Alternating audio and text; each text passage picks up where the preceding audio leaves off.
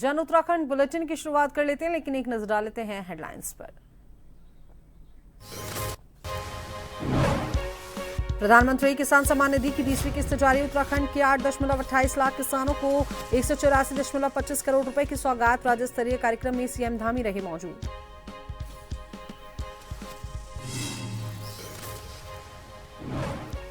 उत्तराखंड में अवैध मजारों पर कार्रवाई तेज। देहरादून नैनीताल में 3 ढहाई गई। रामनगर में सरकारी स्कूल की जमीन से भी हटाई गई 2 संरचना।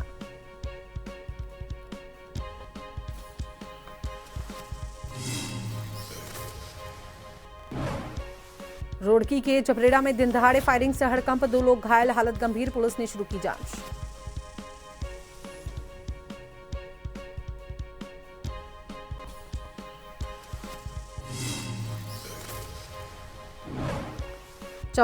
चमोली में विष्णुगाड़ जल विद्युत परियोजना स्थल पर बड़ा हादसा। चट्टान गिरने से 8 मजदूर घायल। हेलंग में अलकनंदा नदी के किनारे चल रहा था डायवर्जन कार्य।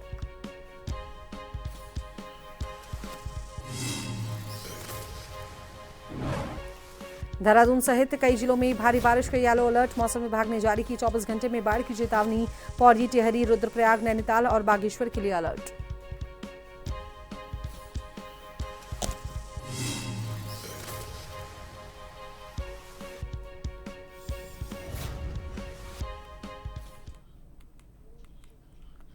प्रधानमंत्री किसान सम्मान निधि योजना की 20वीं किस्त जारी की गई है। इस अवसर पर प्रधानमंत्री नरेंद्र मोदी ने वाराणसी से वर्चुअल माध्यम से जुड़कर देश भर के किसानों को यह आर्थिक सहायता समर्पित की। उत्तराखंड में इसका राज्य स्तरीय कार्यक्रम देहरादून के गढ़ी कैंट स्थित हरवंश कपूर मेमोरियल हॉल में आयोजित किया गया, जहां मुख्यमंत्री पुष्कर सिंह धामी की अध्यक्षता में यह आयोजन संपन्न हुआ। कार्यक्रम में प्रदेश के कृषि मंत्री गणेश जोशी और अपर निदेशक कृषि परमाराम भी मौके पर मौजूद रहे। इस कार्यक्रम के तहत उत्तराखंड के 8,28,787 किसानों के खातों में 184.25 करोड़ रुपए की राशि डीबीटी यानी कि डायरेक्ट बेनिफिट ट्रांसफर के माध्यम से भेजी गई।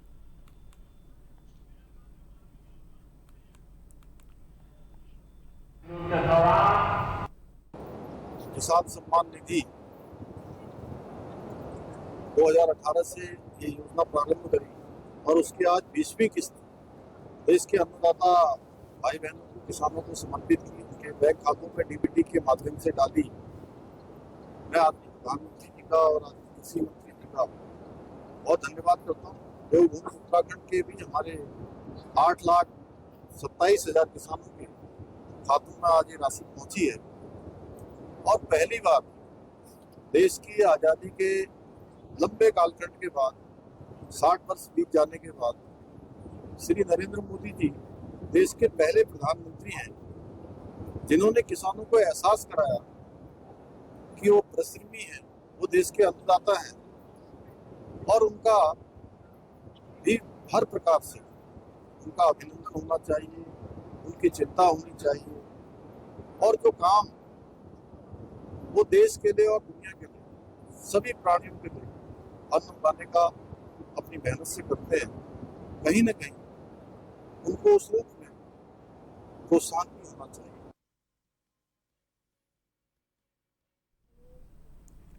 प्रधानमंत्री किसान सम्मान निधि के कार्यक्रम में बोलते हुए प्रधानमंत्री नरेंद्र मोदी ने इशारों में अमेरिका पर भी हमला किया है। प्रधानमंत्री ने मेक इन इंडिया पर फिर से जोर दिया है। इस मामले पर बोलते हुए उत्तराखंड के मुख्यमंत्री पुष्कर सिंह धामी ने कहा है कि प्रधानमंत्री दूरदर्शी सोच के व्यक्ति हैं। वे जानते हैं कि भारत खुद के पांव पर जब खड़ा होगा तभी मजबूत और विकसित होगा। अमेरिका ने जिस तरह से टैरिफ बढ़ाया है, उसके बाद प्रधानमंत्री का यह बयान देश को मजबूत करने वाला और आत्मनिर्भर बनाने वाला है।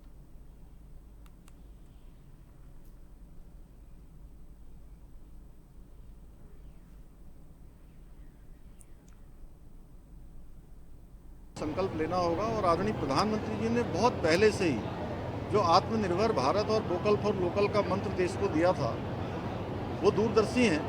वो पहले ही जानते थे कि देश के अंदर कौन सी चुनौतियां हमारे सामने आ सकती हैं और उन चुनौतियों के लिए देश तैयार है। ये नया भारत है, ये हर प्रकार की चुनौती को पार करेगा, हर चुनौती को अवसर में बदलेगा। जिला पंचायत अध्यक्ष पदों के जारी हुए आरक्षण को लेकर विपक्ष हमलावर है और सवाल उठा रहा है कि सरकार ने अपने मन मुताबिक आरक्षण तय किया है। इस मामले पर मुख्यमंत्री पुष्कर सिंह धामी ने कहा कि जो भी हुआ है वह नियम के तहत हुआ है, किसी से कोई दुर्भावना के तहत पंचायत का आरक्षण जारी नहीं है। कि वो सब एक प्रक्रिया है, प्रक्रिया के तहत है और अभी उसके लिए सभी को समय दिया गया है और सभी अपनी आपत्तियां लगा सकते हैं और आपत्तियों का निस्तारण होगा। और मैं समझता हूं कि अब ये वैसी ही बात हो गई जैसे हमने चुनाव जब घोषित किए थे, अपनी सिफारिश सरकार ने करी थी निर्वाचन आयोग के कि आप चुनाव करवाइए, सरकार तैयार है। पहले कहते थे कि चुनाव नहीं हो रहे हैं, चुनाव नहीं होंगे, सरकार चुनाव नहीं कराना चाहती है, संविधान का गला घोट रही है। जब हम चुनाव कराने चले गए तो उन्होंने कोर्ट में भेज दिया कुछ लोगों को। हमारे त्रिस्तरीय पंचायत चुनाव में प्रदेश की जनता ने हमेशा, जैसे लोकसभा के चुनाव, विधानसभा के चुनाव और निकाय के चुनाव में, उसी प्रकार से इन चुनावों में भी भाजपा के लोगों को जिताया है, समर्थन किया। तेज गति से ग्राम सभाओं का विकास होगा, हम उसके लिए प्रतिबद्ध हैं और तेजी से हम सभी प्रतिनिधियों के साथ मिलकर, मैं सभी प्रतिनिधियों को जो चुनाव में, पंचायत चुनाव में विजयी हुए हैं, उन सबको बधाई देता हूं। उत्तराखंड में 12 जिलों में हुए त्रिस्तरीय पंचायत चुनाव का रिजल्ट आ गया है। बीजेपी और कांग्रेस दोनों पार्टियां अपनी जीत के दावे कर रही है और मिठाई बांट रही है। कांग्रेस के वरिष्ठ नेता और पूर्व मुख्यमंत्री हरीश रावत ने पंचायत चुनाव को लेकर के कहा कि पंचायत चुनाव में कांग्रेस की बड़ी जीत मिली है और भाजपा तीसरे नंबर पर खिसक गई है। उन्होंने भाजपा पर आरोप लगाते हुए कहा कि ब्लॉक प्रमुख और पंचायत अध्यक्ष के चुनाव में खेल करने के लिए बीजेपी खुशी का इजहार कर रही है और मिठाई बांट रही है। उन्होंने पंचायत चुनाव में आरक्षण पर कहा कि यह चुनाव के पहले तय हो जाना चाहिए था। चुनाव के रिजल्ट आ जाने के बाद भाजपा उसे एक हथियार के रूप में इस्तेमाल कर रही है।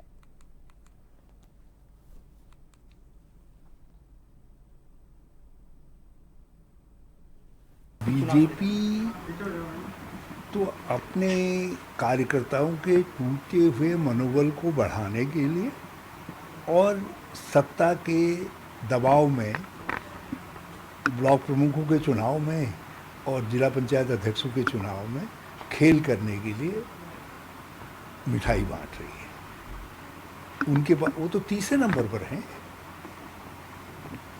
जो समाचार भी लगवाए जा रहे हैं वो सब प्रायोजित हैं,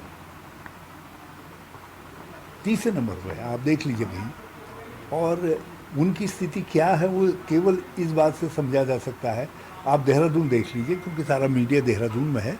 आप देहरादून में देख लीजिए उनकी स्थिति क्या है, वो कहाँ पर खड़े हैं। और यहाँ उन्होंने एक नया खेल खेला आरक्षण का।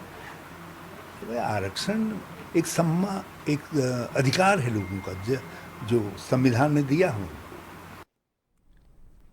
उत्तराखंड में अगले कुछ दिन भारी बारिश का दौर देखने को मिल सकता है। मौसम विज्ञान केंद्र देहरादून के वैज्ञानिक रोहित थपलियाल ने जानकारी देते हुए बताया कि 5 अगस्त तक प्रदेश के अधिकांश जनपदों में हल्की से मध्यम बारिश होगी। उन्होंने बताया कि 3 अगस्त को देहरादून और बागेश्वर जनपद में भारी से बहुत भारी बारिश हो सकती है। वहीं 4 और 5 अगस्त को प्रदेश के अधिकांश जनपदों में भारी वर्षा की संभावना जताई गई है।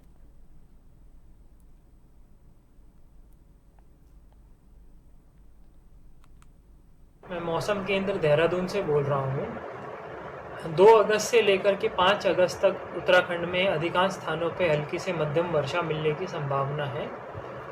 और भारी वर्षा की बात करें तो 2 तारीख को उत्तराखंड के देहरादून, टिहरी, पौड़ी, नैनीताल, बागेश्वर या उधम सिंह नगर जनपद है, यहाँ पर कहीं कहीं भारी वर्षा मिल सकती है।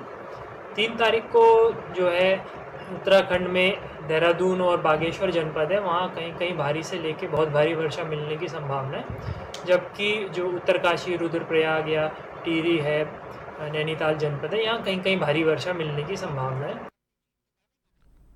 उत्तराखंड में अवैध मज़ारों पर बुलडोजर का एक्शन जारी है। इसी क्रम में देहरादून और नैनीताल में 3 अवैध मज़ारों को ध्वस्त कर दिया गया है। ये मज़ारें 2 हफ्ते पहले ही चिन्हित की गई थी और जिसके बाद इन्हें नोटिस दिया गया और फिर ये कार्रवाई की गई। इसी क्रम में रामनगर क्षेत्र में सरकारी भूमि पर बनी 2 अवैध मज़ारों को शुक्रवार को प्रशासन ने बुलडोजर से ध्वस्त कर दिया। इनके नीचे किसी भी प्रकार के अवशेष नहीं मिले। पक्के सीमेंट के बनी इस संरचनाओं को डंपर में डालकर ले जाया गया। इनमें से एक मज़ार सरकारी स्कूल में बनी हुई थी, जिसे भी हटा दिया गया है।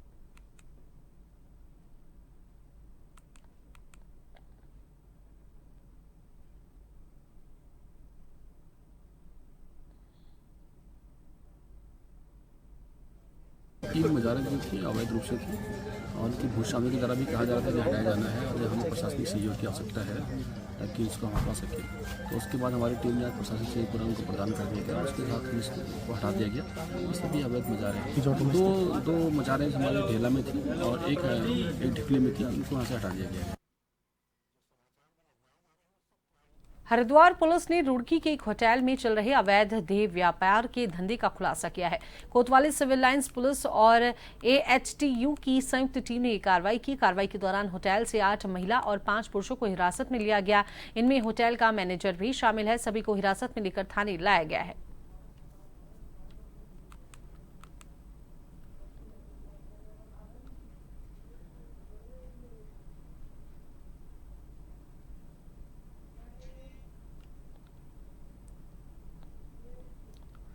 झपरेड़ा थाना क्षेत्र के गांव कोटवाल आलमपुर में आज सुबह लगभग 8:30 बजे अफरा तफरी मच गई और वो भी तब जब गांव के रहने वाले कुछ लोगों ने डॉक्टर तेजपाल के घर पर पहुंचकर अंधाधुंध फायरिंग कर दिया। अचानक हुई इस फायरिंग में 2 लोग घायल हो गए, जिसके बाद उन्हें रुड़की सिविल अस्पताल में भर्ती कराया गया। वहां पर डॉक्टरों ने उनकी गंभीर हालत को देखते हुए हायर सेंटर के लिए रेफर कर दिया। घटना की सूचना पर मौके पर पहुंची झपरेड़ा पुलिस ने छानबीन शुरू कर दी है। वहीं आरोपी मौके से फरार हो गए हैं। घर की ही एक बुजुर्ग महिला ने जानकारी देते हुए बताया कि आज सुबह तकरीबन 8:30 बजे गांव के कुछ लोग उनके घर पर हथियार लेकर आए और कई राउंड फायर कर डाले, जिसमें उनके घर के वंश और सुशील घायल हो गए। महिला के अनुसार पिछले 1.5 माह से चले आ रहे विवाद को लेकर दूसरे पक्ष के लोग घटना को अंजाम देने के बाद मौके से फरार हो गए। फिलहाल पुलिस मामले की जांच पड़ताल में जुटी है।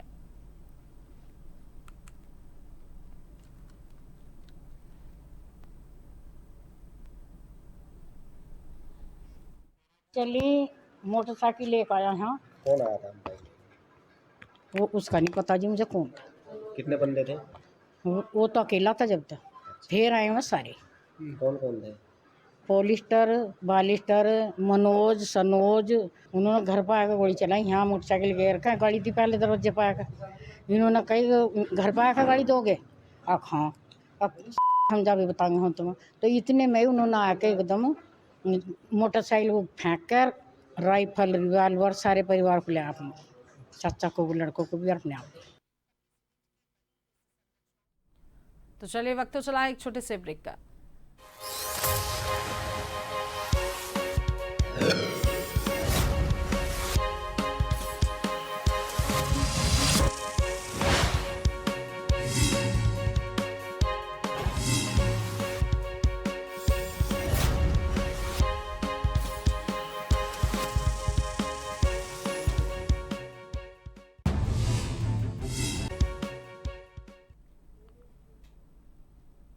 चंपावत जनपद में नशे के खिलाफ अभियान लगातार तेजी पकड़ रहा है। एसपी चंपावत अजय गणपति के दिशा निर्देश में पुलिस की टीम ने बड़ी कार्रवाई को अंजाम दिया है। टनकपुर में संयुक्त चेकिंग अभियान के दौरान 2 नशा तस्करों को गिरफ्तार किया गया है, जिनके कब्जे से भारी मात्रा में अवैध चरस बरामद की गई है। टनकपुर कोतवाली पुलिस STF की कुमार यूनिट और CO टनकपुर वंदना वर्मा के नेतृत्व में चलाए गए संयुक्त चेकिंग अभियान के दौरान टनकपुर स्पोर्ट्स स्टेडियम के पास से 2 अभियुक्तों को गिरफ्तार किया गया है। गिरफ्तार किए गए आरोपियों में पहला तस्कर कबीर गरब्याल पुत्र भरत सिंह गरब्याल निवासी गरब्याल है, जिसके पास से 3.150 किलोग्राम चरस बरामद की गई है। वहीं दूसरा आरोपी जय बहादुर धामी पुत्र अंग बहादुर धामी नेपाल का निवासी है, जिसके पास से लगभग 880 ग्राम चरस को जब्त किया गया है। जनपद चंपावत में लगातार ड्रग्स फ्री देवभूमि जो माननीय मुख्यमंत्री जी का मिशन है उसके तहत कार्रवाई जारी है। इसी के क्रम में कल 1 अगस्त को STF और टनकपुर पुलिस इनकी जॉइंट टीम द्वारा 2 व्यक्तियों को हिरासत में लिया गया टनकपुर स्टेडियम के पास से, जिनके पास से 4 किलो 30 ग्राम अवैध चरस बरामद हुई है। इन 2 व्यक्तियों का नाम है कबीर गरब्याल जो निवासी है थाना धारचूला जिला पिथौरागढ़ के, जिनकी उम्र 52 साल है, और दूसरा अभियुक्त जो है उसका नाम है जय बहादुर धामी जो रहने वाला है थाना झापा जिला बजांग जो नेपाल का सिटीजन है। इन दोनों के पास से क्रमशः कबीर गरब्याल के पास से 3 किलो 150 ग्राम इतनी चरस बरामद हुई है और अभियुक्त जय बहादुर धामी के पास से 880 ग्राम चरस बरामद हुई है। दोनों के पास से कुल 4 किलोग्राम से ऊपर चरस की बरामदगी हुई है।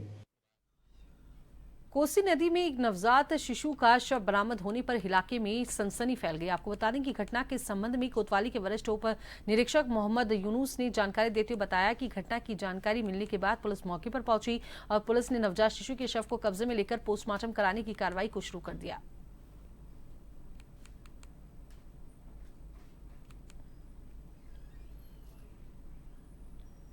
आज सुबह एक सूचना प्राप्त हुई थी कि पूछड़ी में कोसी नदी के किनारे एक नवजात शिशु का शव पड़ा हुआ है। सूचना पर जो है थाने से पुलिस बल मौके पर पहुंचा है, उसको कब्जे पुलिस लिया गया है, पंचायतनामे की कार्रवाई की गई है और पोस्टमार्टम रिपोर्ट आने के बाद उसमें वैधानिक कार्रवाई की जाएगी। चमोली जिले में शनिवार सुबह एक बड़ा हादसा हो गया। हेलंग में अलकनंदा नदी के किनारे निर्माणाधीन विष्णुगाड़ पीपलकोटी जल विद्युत परियोजना के डाइवर्जन साइट पर अचानक एक विशाल चट्टान टूटकर गिर गई। बताया जा रहा है कि हादसे के वक्त मौके पर मजदूर काम कर रहे थे और ये घटना उस समय हुई जब डाइवर्जन निर्माण कार्य चल रहा था। घटना में 8 लोगों के घायल होने की खबर सामने आई है। फिलहाल आगे की जांच पड़ताल जारी है।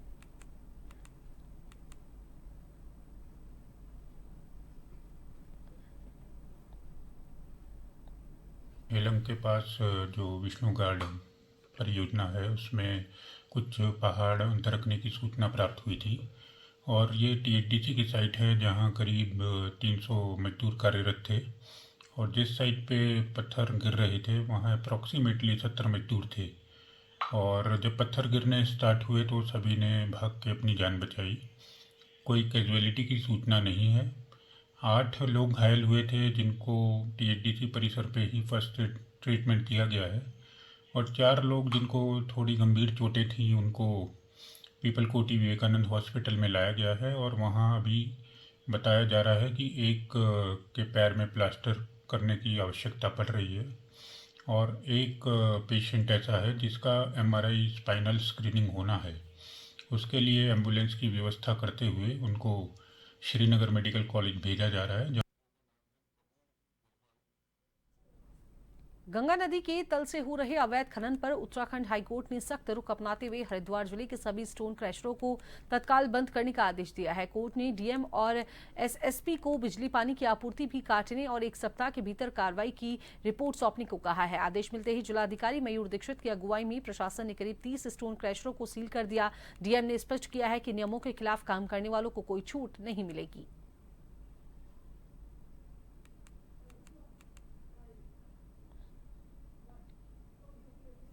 कि माननीय उच्च न्यायालय के आदेश क्रम में तत्काल हमने टीम्स बना दी थी और इसमें जितने भी स्टोन क्रशर उस ऑर्डर से उसमें कंप्लायंस होना है उनके लिए हमने कल से कार्रवाई शुरू कर दी थी। आज भी हमारी टीम्स फील्ड में है और कल 30 से अधिक स्टोन क्रशर ऑलरेडी सील कर दिए गए थे और आज समस्त जो भी है कोशिश हम ये कर रहे हैं कि शाम तक हमारी कार्रवाई पूर्ण कर ली जाए। बीएसएफ ने एक बार फिर साहस और सेवा का अद्भुत उदाहरण पेश किया है। हिमाचल प्रदेश और लद्दाख क्षेत्र की 6000 मीटर से ऊंची 4 चोटियों के आरोहण के लिए महिला और पुरुषों का संयुक्त दल आज रवाना हुआ। बीएसएफ का ये पर्वतारोहण अभियान 2 अगस्त से 3 सितंबर तक चलेगा। डोईवाला स्थित सीमा सुरक्षा बल institute of adventure and advance training से 25 सदस्यीय दल को भारतीय पुलिस सेना के महानिरीक्षक अशोक कुमार ने हरी झंडी दिखाकर रवाना किया। इस दल का नेतृत्व कर रहे एवरेस्ट विजेता लवराज सिंह धर्मशक्तू हैं और इस अभियान का उद्देश्य सिर्फ पर्वतारोहण कौशल को बढ़ावा देना नहीं बल्कि स्वच्छ भारत स्वच्छ हिमालय का संदेश देना भी है। ऊंचाई वाले इलाकों में फैले कचरे को इकट्ठा कर उसे नीचे लाया जाएगा। इसके साथ ही अभियान 1995 में शहीद हुए बीएसएफ के 13 पर्वतारोहियों को श्रद्धांजलि भी अर्पित करेगा जो लद्दाख की सांसेर कांगड़ी वन चोटी पर शहीद हो गए थे।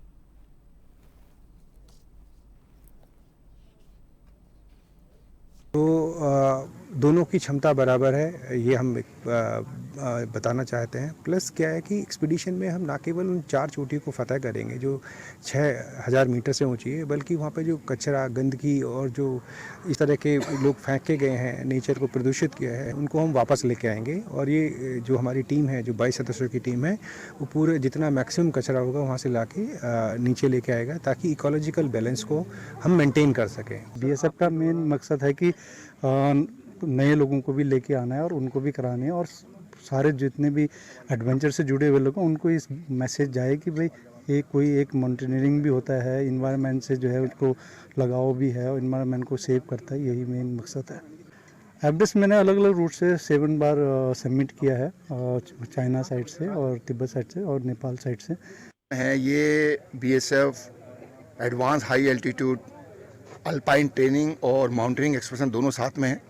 इस अभियान के दौरान बीएसएफ 4-6 हज़ार मीटर से ऊंची चोटियों पे बीएसएफ और देश का झंडा फहराने के साथ साथ वहाँ जो पुराने एक्सप्रेशनों द्वारा छोड़ा गया अगर कुछ गार्बेज है तो उसको भी हम नीचे लेके आएंगे, जो कि एक स्वच्छ Bharat clean Himalaya save glacier campaign को हम बढ़ावा देंगे।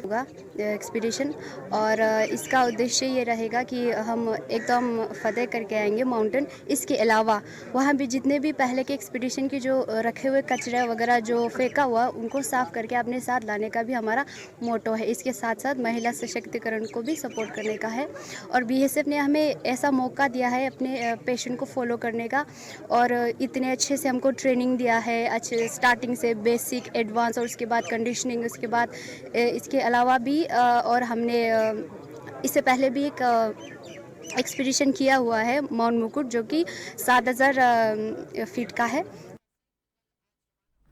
तो चलिए नजर डाल लेते हैं हेडलाइंस पर। प्रधानमंत्री किसान सम्मान निधि की 20वीं किस्त जारी। उत्तराखंड के 8.28 लाख किसानों को 184.25 करोड़ रुपए की सौगात। राज्य स्तरीय कार्यक्रम में सीएम धामी रहे मौजूद।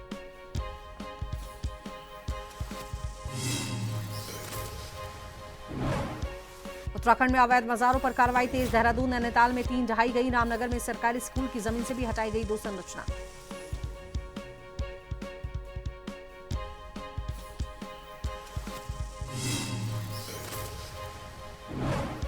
रुड़की के झबरेड़ा में दिन दहाड़े फायरिंग से हड़कंप, 2 लोग घायल, हालत गंभीर। पुलिस ने शुरू की जांच।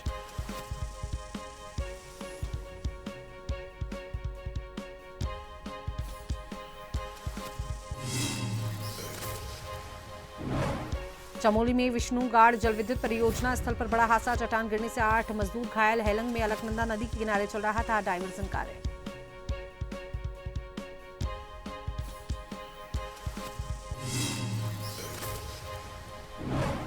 देहरादून सहित कई जिलों में भारी बारिश का येलो अलर्ट। मौसम विभाग ने जारी की 24 घंटे में बाढ़ की चेतावनी। पौड़ी, टिहरी, रुद्रप्रयाग, नैनीताल और बागेश्वर के लिए अलर्ट।